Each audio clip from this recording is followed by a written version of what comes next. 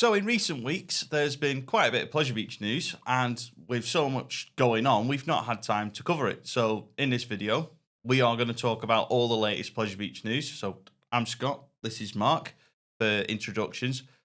Let's start with the non rider pass. So, it was recently announced that Pleasure Beach, after a couple of years of just having a pay one price model, are now going to offer a non rider pass at £25. Now, that's the online price for the non-rider pass. I don't know if that's the on-the-gate price, but obviously there's been a lot of talk about this for a long time because back in the day they used to have the £10 walk-around pass or the non-rider pass, and it was taken back during COVID and never actually came back. But here we are. It's back. So what do you think?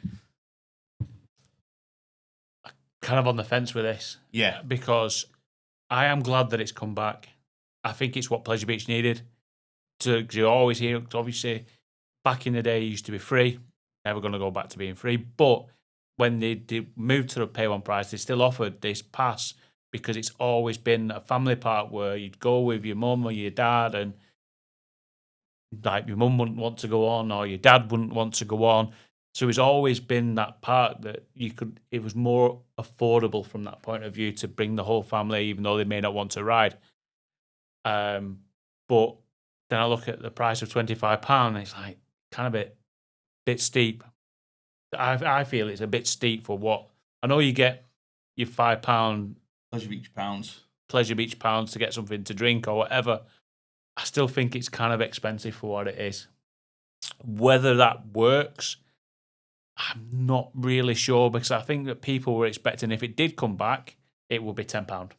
Yeah, I think there was some very unrealistic expectations with what the non-rider pass would be, what it would cost, and how it would be implemented. But for me, like you, I am very much on the fence with this because I actually think when I first read the press release about it, I was like, £25, that's a lot of money. But I've had time to think about it, and I truly am on the fence with this because I think when you go online and you look online and you think, well, it's £25 for a non-rider pass, but they've got the £30 offer on e-tickets on certain dates, or on other dates it might be £35. And you might just be like, well, actually, I will just get the whole pass. But I don't think it's so much for the people online who are booking, because I think if you're going online to book Pleasure Beach, you've got every intention of going on the rides. You know what you're booking. Like, I'm going for the rides, I'm going to Pleasure Beach, I'm going to have a full day there. I think this is more geared towards those who will impulsively go to Blackpool, because let's be honest, people do it. Yeah, I can speak from sort of when I was a child. If we were in the house, we were watching the telly, or we were playing on the park or whatever, the sun was out, I could guarantee you 9 times out of 10, my dad would be like, "We're going Pleasure Beach, let's go." And when they'd be like, this is in the days of when the Pleasure Beach was open to like 10 o'clock, so it could be 3 o'clock in the afternoon, but we were going to go, and we'd go and we'd maybe do 1 or 2 rides, and that'd be us. But I feel like that all changed a little bit, obviously, when they introduced wristbands, and it did become a whole day thing for people. And there has been a big shift over the last 20, 25 years where people do either want to go for the whole day, a little bit of the day, or not at all. Now, I don't think it's just as easy as, oh, people only want to go in for a couple of hours, because I don't only want to go for a couple of hours. And I know lots of people want to go and make a whole day of it, like they do at, say, Towers or Thorpe or whatever. So I feel like this pass is more geared to those who turn up on impulse, walk up to the gate and go, there's 4 of us, we don't all want to go on the rides, how much is it? Well, okay, you two, you're doing the rides, you're paying whatever it is on the gate on the day. You two can go in still, but it's 25 quid. And they might go for it. They might be like, yeah, okay, I'll do it because it's cheaper than still that high price. Whereas as it was, if it was 50 quid for all of them, we've seen it many a time where people will go, I ain't paying that because we're not all going on the rides. Whereas if you've got family 4, 2 are going on the rides, 2 aren't, they might well sort of cave and go, you know what, 2 of us are getting in for half price, we'll do it. So it's a tough one because on paper it is a lot of money. it is. And I think people might still see that it's a lot of money and not do it. And let's say throughout last year, they needed to do something. It needed to come back. And I know obviously they got the season pass non-rider, like 80 quid or something.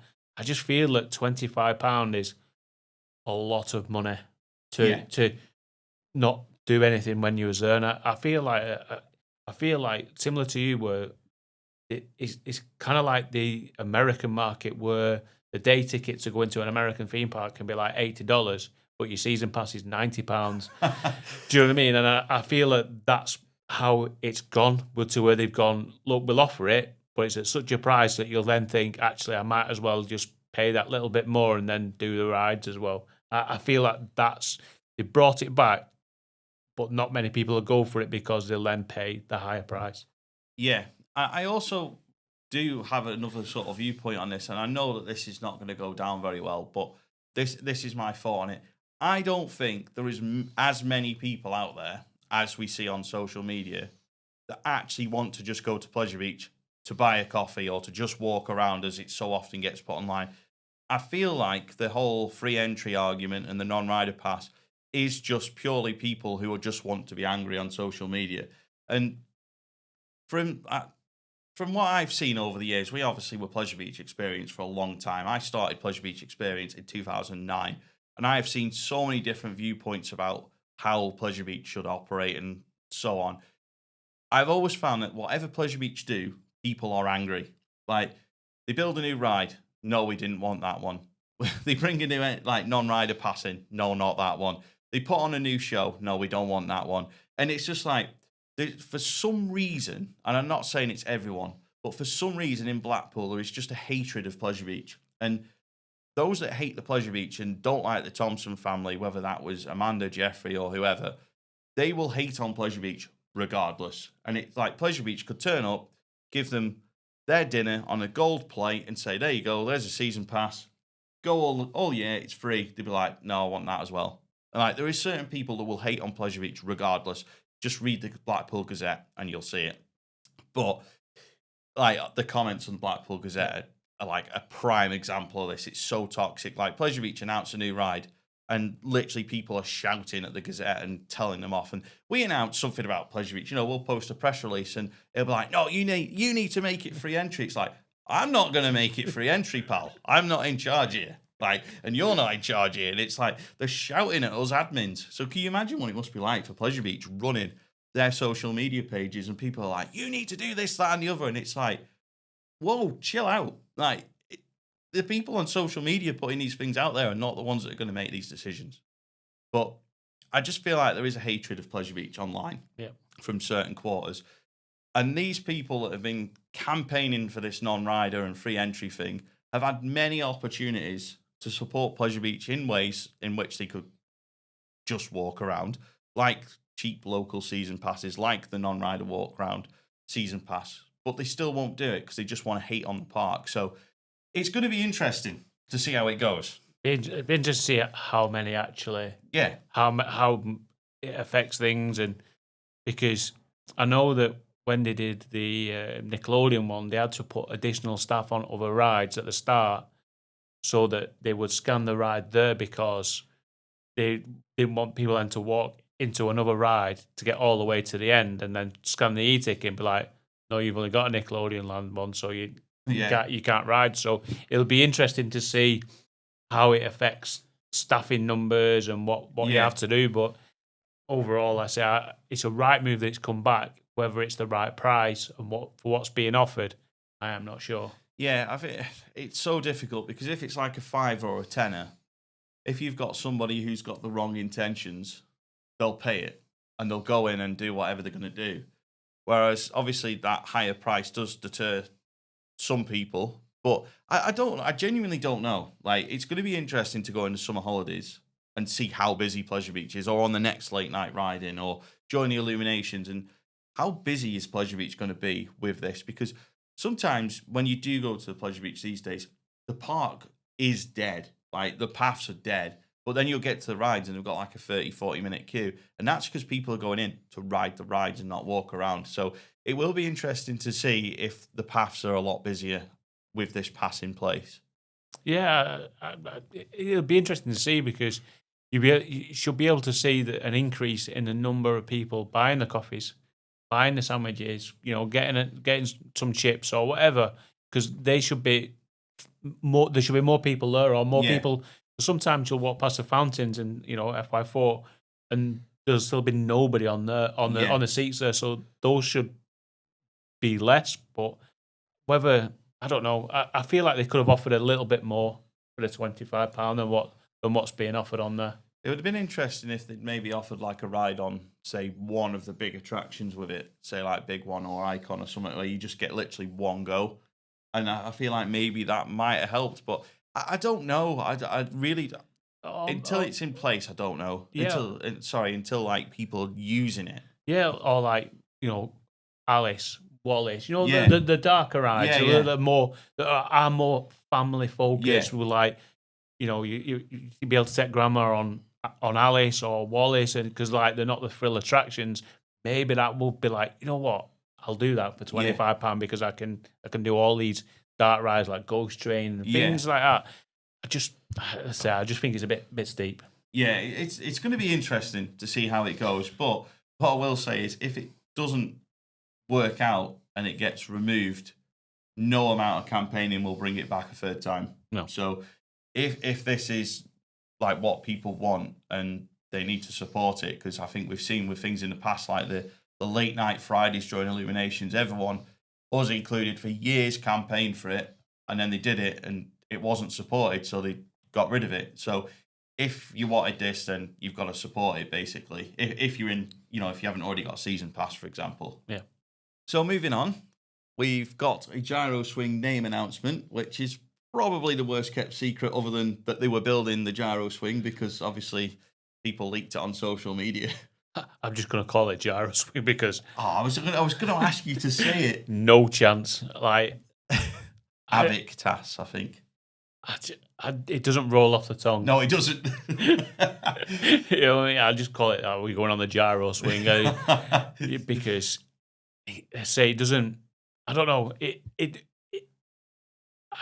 I think the way the Pleasure Beach is going, I feel like there'll be a storyline behind it. Yeah, definitely. Until we know that, I'm not really gonna.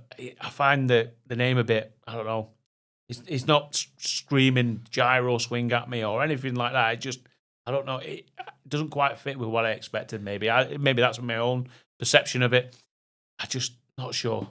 Yeah, at this point in time, all I'm going to sort of say on it is I need to learn how to say it properly. Because when I first read it, I was like, oh no. I'm like, this is the guy here that can't even say like Celestial Park properly. Like I've probably said it wrong again, but like in my recent Epic Universe video where I kind of did like a walk around the whole park, and oh Scott, you've said this wrong in the video, and then other times I get words wrong, and it's just like sometimes words just don't roll off the tongue. So it's going to be interesting to see how well we cope with that in vlogs when we're like, let's go on Avic TAS, if that's what it is called. It might help me out in the comments here. Am I saying this right? But yeah, I think it's quite funny because as soon as I saw it, I was like, that's a vlogger's nightmare. It's like, I'm going to say that wrong every time. But for me, I have no opinion either way about the name until we know what the story is, what the stylization or theming is. I'll fully judge the name, once I see the ride there and the theme and the colours and the soundtrack and whatnot. Because when I first heard, again, leaked Launchpad before it was announced, I was a bit like, Launchpad? Really? And then when I saw the sort of the branding and the space theme, I was like, yeah, that works really well. So that when I was told it was going to be called Launchpad instead of Ice Blast, I was kind of like, I was away in Florida at the time, and I was a bit like, really? But then when they announced it with the artwork and everything, I was like, yeah, I like it. And obviously with the smoke and everything, it works. So that's why I think that when Gyro Swing, we'll have a more rounded picture. Yeah. And moving on, there is, of course, some great news. The Grand National is reopening. Now, obviously, there's all the rumours about its future, and I'm sure they're not going to go away. But for the time being, it's back. It's coming back. It is. It'd be good to have it back. Like, when you're in that area, it's kind of like lost a little bit of its atmosphere. You don't hear the hissing. You don't, the train rumbling by, and kind of like, obviously I miss it anyway, but like not having it there, really. Yeah, there's definitely something missing in North Park, and we'll talk about more in this area in a minute. But like, obviously, with Ice Splash being down for a year, there was just something missing in that area. But obviously now it's back as Launchpad. Then you've now not got the national, but luckily that's coming back, and that is just going to bring. That's going to complete the set in that area. You're going to have a bit of life in that area again now. It's fantastic. Yeah, you'll have more people walking around and more people going to Loki's. We've got Valhalla. It'll complete the park. So at the moment, it just feels like there's that little piece missing. Yeah, absolutely. So on the subject of North Park, something that we have mentioned in vlogs a few times lately, but not really covered it a lot and been criticised for not criticising Pleasure Beach for it, is Valhalla opening at 2 p.m. instead of, say, 12 p.m., regardless of the closing time. For me, personally, I don't care because there is not a chance on this earth that I go on Valhalla before the final hour of the day unless we have got an event and everyone's going on it together or we've got a morning ERT. Otherwise, from a completely selfish point of view, I don't care. But I can see why people do care because they love Valhalla. And when it does open at 2 o'clock, it gets very busy. Now, the concern with it only opening at 2 o'clock is you then get a mad rush for it, and all of a sudden, it's not a very pleasant ride to wait for because there's a massive queue. Obviously, it's not got as many boats on it these days as it had like 5-10 years ago. So it's not the fastest moving queue. And obviously, it's a big cattle pen. So again, I'm kind of on the fence with it. I understand why they wouldn't open it until 2 o'clock because, as they've said many a time, they are evolving the lineup. They have had losses that they've announced. They've been very public about that. They've been very clear that for the park's future, they've had to close some attractions. Now, there is a couple of ways of looking at this in terms of Pleasure Beach's future. They could have quite easily made a decision to say, actually, Valhalla is too expensive to run, so never mind opening at 2 o'clock. It isn't opening at all. The other thing is, obviously, because it's only open for that short window of time, it is going to help them with sort of saving the cost of running on Valhalla. But on the flip side, as a paying customer, I'm sure everyone wants rides to be open from the start to the end. That's not always possible, but that's what people want. And obviously, people want to be able to pick and choose when they go on it rather than having like a 3 or 4 hour window. So I'm going to shut up and ask you what you think about it. I don't care for Valhalla at all. It can go for me, but like I'm a bit like on the fence with it because it adds Valhalla being on adds so much to that area. Like when we was obviously at Launchpad Media, having just the music on, the waterfalls, the smoke adds so much to that area, and not having that on until later in the day kind of like detracts a little bit from it.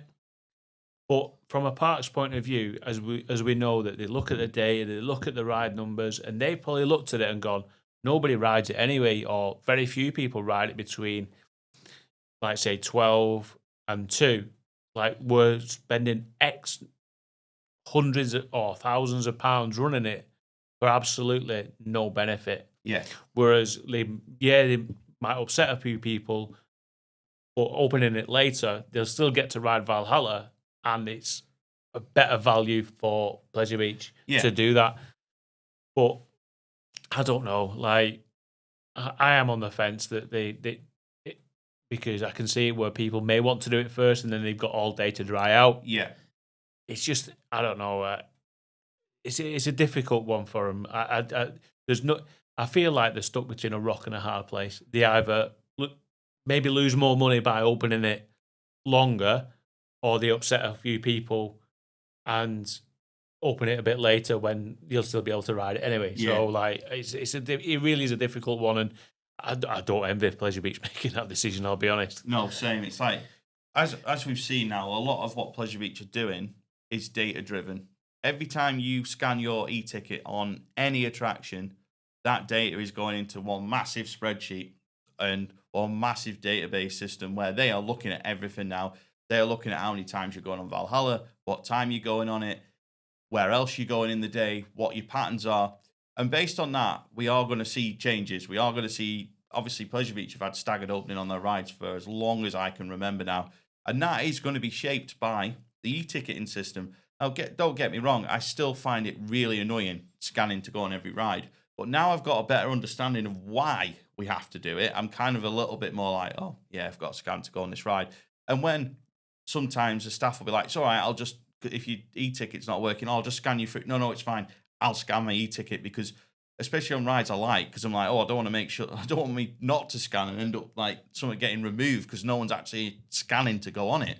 So I feel like this decision is based on data. I feel like they've looked at it and gone, not many people are riding Valhalla between these times of the day. So I can't help thinking that it is a really difficult decision for Pleasure Beach, because if they are fully reliant on their data for Valhalla, they probably are looking at it, well, it's costing this much to run per hour per guest. People aren't going on it between this time and that time until later in the afternoon. So let's close it and only open it at 2 o'clock. On the flip side, you've got to think about customer satisfaction. But if people are dotted around the park doing everything else, are they really going to be that bothered about, oh, well, we're not going to do Valhalla till the end of the day anyway. So they just wait and do it at the end of the day anyway, because now that's what they've got to do. Yes, and it's nice to see how Pleasure Beach have evolved, but also with the communication. Yeah. Because we know, like, back in the day, that Pleasure Beach would have gone, well, we're just open at 2, but I'm not going to tell you why. Everyone would be like, why is it open? Yeah, literally. Banging on the desk, why isn't it open? But now people have got more of an understanding. That's why a little bit more forgiving to be like, you know what, using data, that's why they close some of the rides.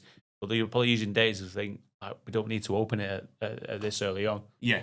This is the thing. I know that there has been some comments on Pleasure Beach vlogs about you guys all of a sudden have got more positive about Pleasure Beach. You're not slating them all the time.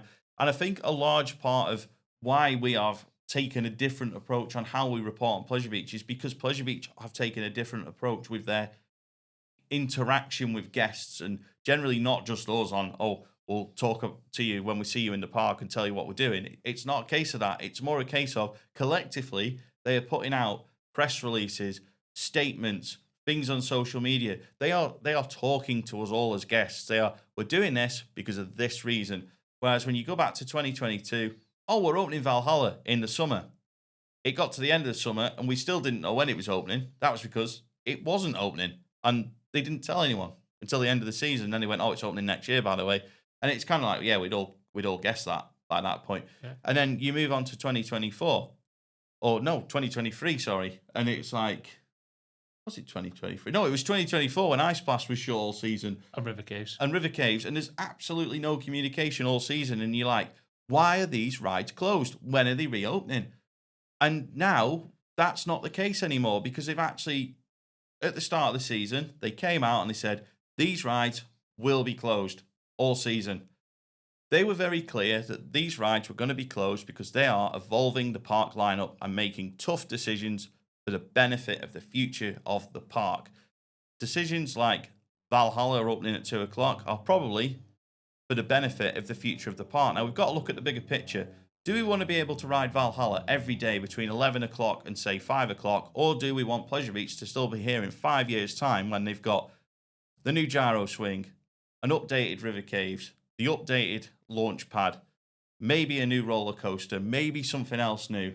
Or do we want Pleasure Beach to be opening Valhalla all day and spending loads of money on it and potentially still being in a position where they can't do anything new?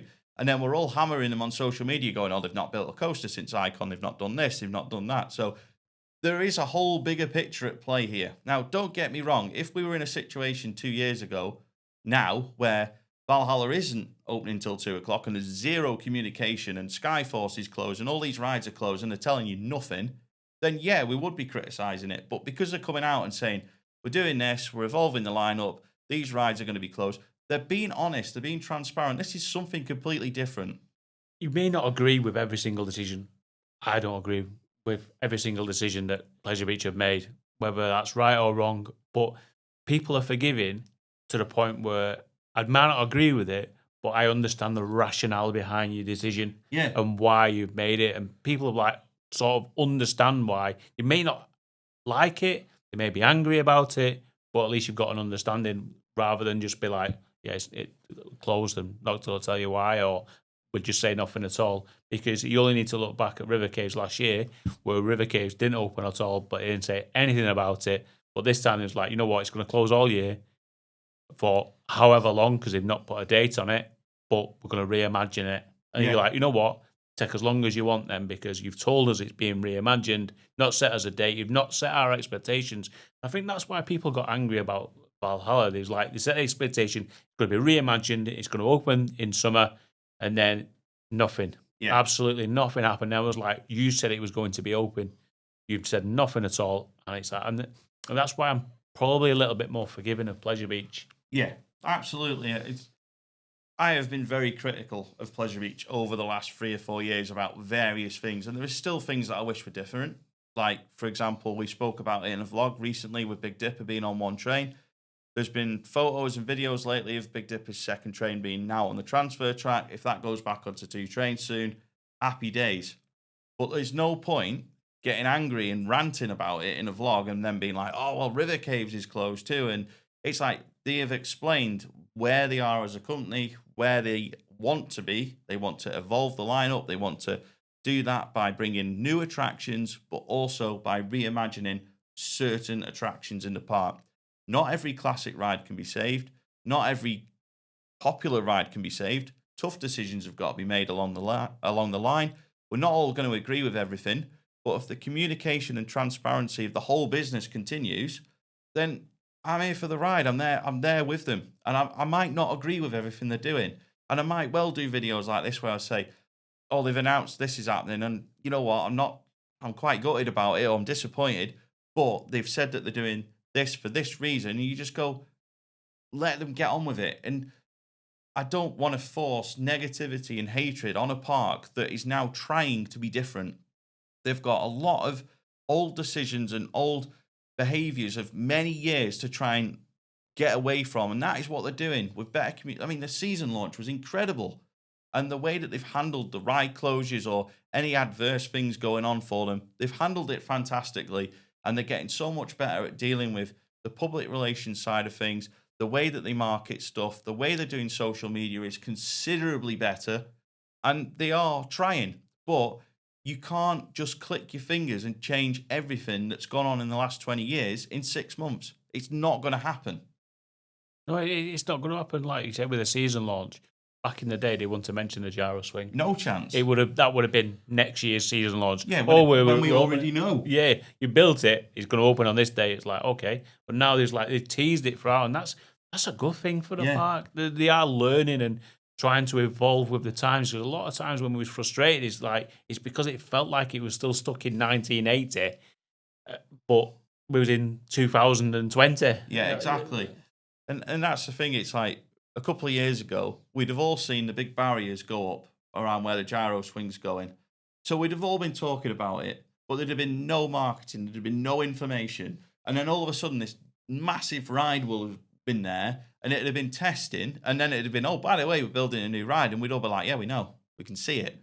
Whereas now it's like straight from the off, this is where it's going, this is what we're doing, this is how much it costs, this is the name, and it's just so much better. It's just brilliant. I'm so happy to see that they're doing what they're doing with social media and the transparency, whether it be by email, socials, in person. The whole feel of their communication has changed massively. And that is why I am more than willing to park all the frustrations of the years gone by and be like, I am here for the ride. This is a place that for me is still a happy place. There is nothing like going to the Pleasure Beach on a gorgeous sunny day, sitting on the big one, sitting on the Grand National, sitting on all the other attractions that I went on with my dad, with my brother, with my friends, with my wife, with my son, and just having an incredible time in a place that I absolutely adore. I love it. And now there's all this sort of politics gone from, oh, well, they've shut this, but they're not telling anyone why. I could just go and enjoy it again. And that is why you're not seeing on this channel vlogs where we're just ranting about Pleasure Beach all the time, because there's nothing to rant about. No, because if we started ranting about like, oh, River Caves is still closed, it's like, well, they told you it was closed out. Have you not read anything? What have you been doing? It that's would the just thing. be forcing a negative narrative that doesn't need to be forced. Like all the frustrations of the years before it were because we were frustrated, not because, oh, it's going to get clicks.